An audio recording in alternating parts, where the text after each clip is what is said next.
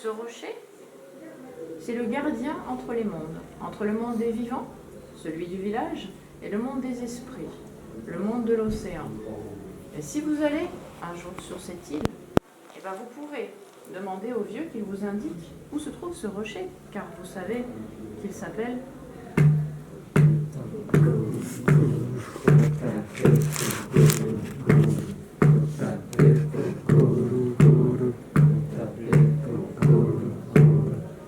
voilà, vous êtes prêts pour un voyage dans le Pacifique.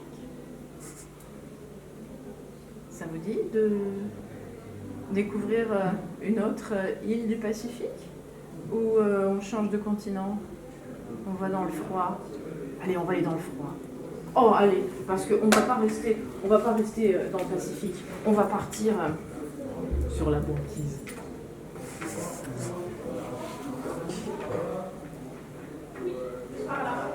Alors, la banquise.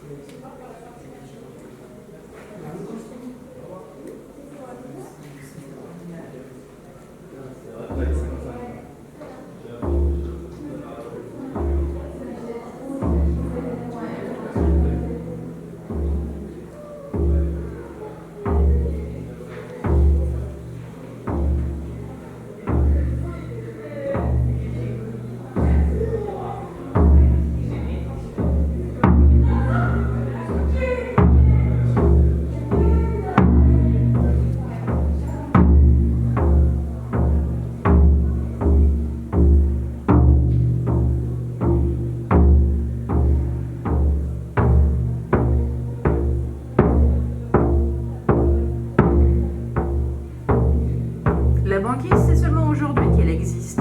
Mais avant, il n'y avait rien. Seulement l'océan gris, glacé, recouvrait tout. Et sur cet océan,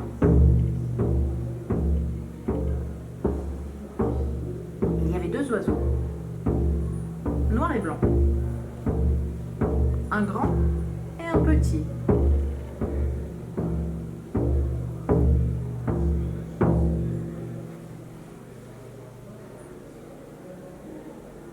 Un jour, ces oiseaux étaient sur l'océan quand tout à coup, une chose, tout au fond de l'eau, a attiré leur attention. C'était différent de ce qu'ils avaient l'habitude de voir. Alors, le plus grand a plongé pour essayer d'attraper cette chose au fond de l'océan, mais l'océan était gris, glacé, l'air lui a rapidement manqué, il est remonté à la surface. Ensuite, le plus petit, à son tour, a essayé d'attraper la chose qui était au fond de l'eau, et à son tour, l'air lui a manqué, il est remonté à la surface. Mais cette chose était toujours là. Aucun des oiseaux ne veut partir, ils tournent autour.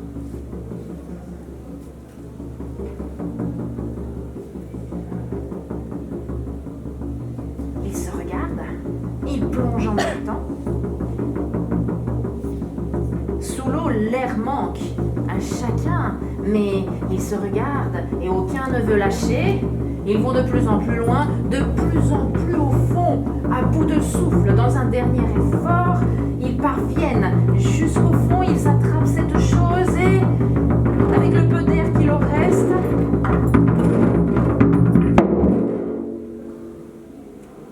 remontent à la surface. Le contact avec l'air glacé a été si brutal que du sang a giclé de la gorge de chacun. Le premier a reçu du sang sur la poitrine, le deuxième sur la nuque. En souvenir de ce plongeon qu'ils ont fait, on les appelle aujourd'hui encore les plongeons arctiques. Et il y en a un qui est rouge-gorge, il a une plume rouge sur l'avant, et l'autre, une nuque rouge. Mais alors la chose qu'ils ont sortie du fond de l'eau, c'était quoi à votre avis?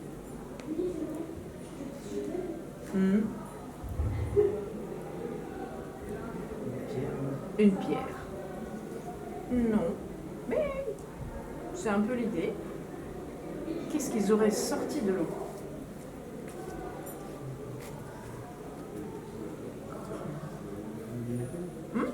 Du métal? Non, mais ça peut aussi. Ce qu'ils ont sorti contient de la pierre et du métal.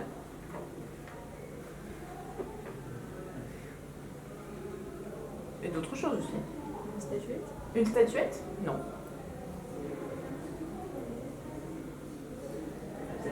La terre, mais oui, ils ont sorti la terre, la première terre de tous les temps. Sauf que c'était une toute petite terre en ce temps-là, elle était plate et elle avait exactement la taille d'une semelle de botte en cuir.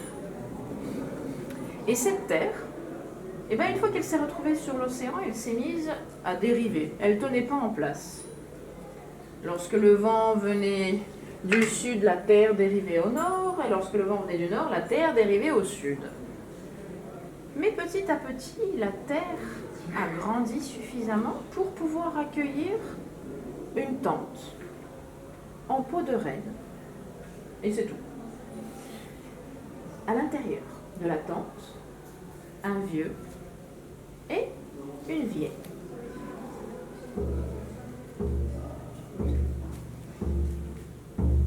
Un corbeau blanc vivait avec eux.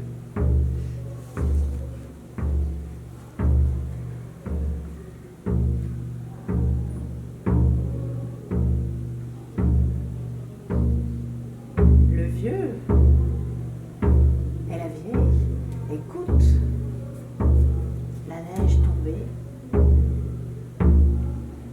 le vent soufflait, et puis un jour le vieux dit à son corbeau: Corbeau, mon blanc corbeau, vole dehors, je voudrais que tu mesures ma terre, je veux savoir combien elle a grandi. Le corbeau s'est envolé et il a volé exactement le temps qu'il faut pour cuire un chaudron de soupe de poisson. Mon vieux, voilà la taille que fait ta terre maintenant. Longtemps est passé et de nouveau, le vieux envoie le corbeau mesurer sa terre. Le corbeau a volé pendant une journée. Sauf qu'une journée polaire dure 6 mois. Et quand il est rentré, mon vieux, voilà la taille que fait ta terre maintenant. Et longtemps encore est passé. Le vieux écoute.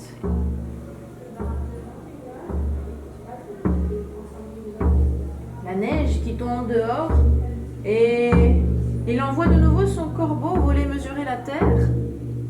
Le corbeau s'est envolé. Un hiver polaire est passé. Un été polaire est passé. Un été polaire dure 6 mois. Un hiver polaire dure 6 mois.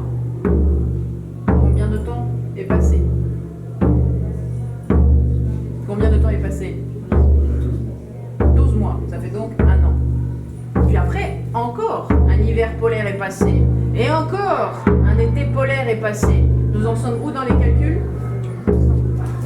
Combien? 2 ans.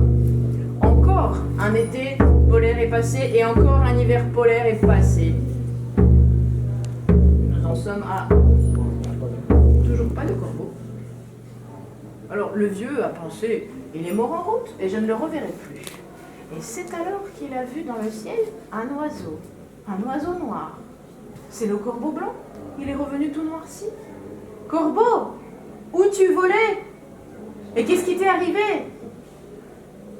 Mon vieux, j'ai volé pendant un hiver, un été, un hiver, un été, un hiver, un été, et j'ai pas fini de mesurer la terre tellement elle est grande maintenant. Et tu sais, j'avais faim en route. Un homme est mort, je l'ai mangé en entier, et j'ai changé. Corbeau, puisque tu as mangé un homme, tu ne pourras plus vivre avec nous. Si l'homme chasse ou pêche, tu auras des restes, sinon tu auras faim. Le corbeau a regardé le vieux et la vieille, puis il s'est envolé, à jamais. Et depuis, il fait le tour. Il vole autour du cercle polaire. Et on dit, dans les légendes de ces pays-là, que le corbeau ne peut jamais quitter le pôle Nord. Mais on dit aussi que le corbeau, c'était le premier chaman, celui qui a appris le premier à jouer du tambour, pour invoquer les esprits, car il a été capable de voler à travers l'océan. Et il a été capable de voyager dans le monde des esprits.